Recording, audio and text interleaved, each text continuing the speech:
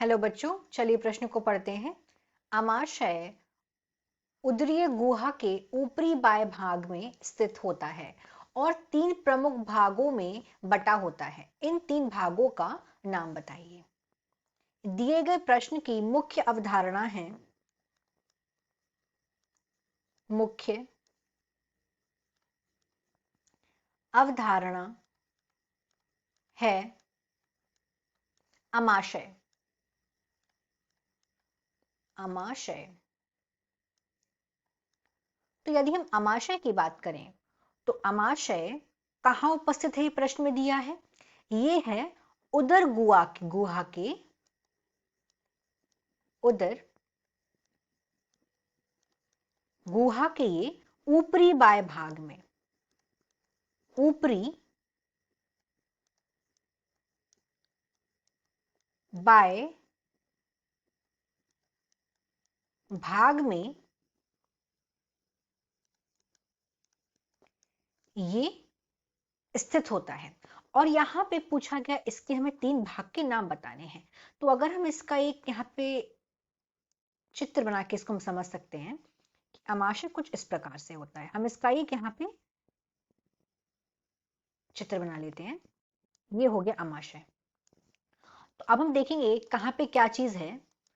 तो ये तो हो गया यहाँ पे ग्रासिका। ग्रासिका। उसके बाद में ग्रासिका के बाद ये है यहाँ पे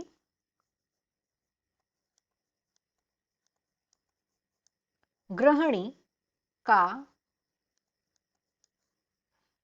ऊर्ध्व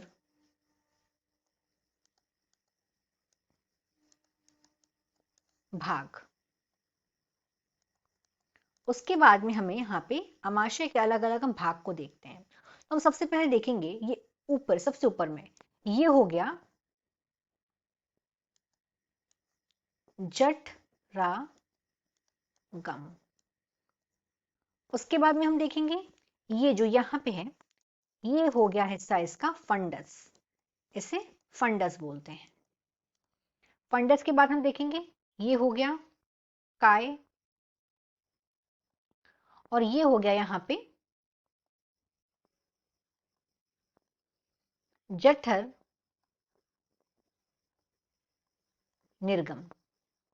तो इस तरीके से हम देख सकते हैं एक ओर हनु के विभिन्न प्रकार के दंत विन्यास और दूसरी ओर हनु हमने क्या देखा यहाँ पे, और हनु गर्तिकाओं को दर्शाते हुए। तो अगर हम देखें कि कितने भाग हैं यहाँ पे, आमाशय के 3 भाग के पूछे गए थे हमसे। तो 3 भाग कौन सा हो गया, एक तो हो गया इसका जठ रागम, ये भाग हो गया। दूसरा इसका हो गया फंडस क्षेत्र।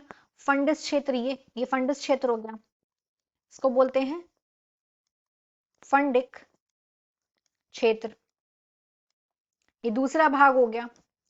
और तीसरे भाग की बात करें तो क्या हो गया, जठर निर्गमी भाग। ये हो गया इसका तीसरा जठर निर्गमी भाग। तो इस तरीके से हमने 3 भाग देखे आमाशय के। आशा करते हैं आपको यह प्रश्न समझ आया होगा।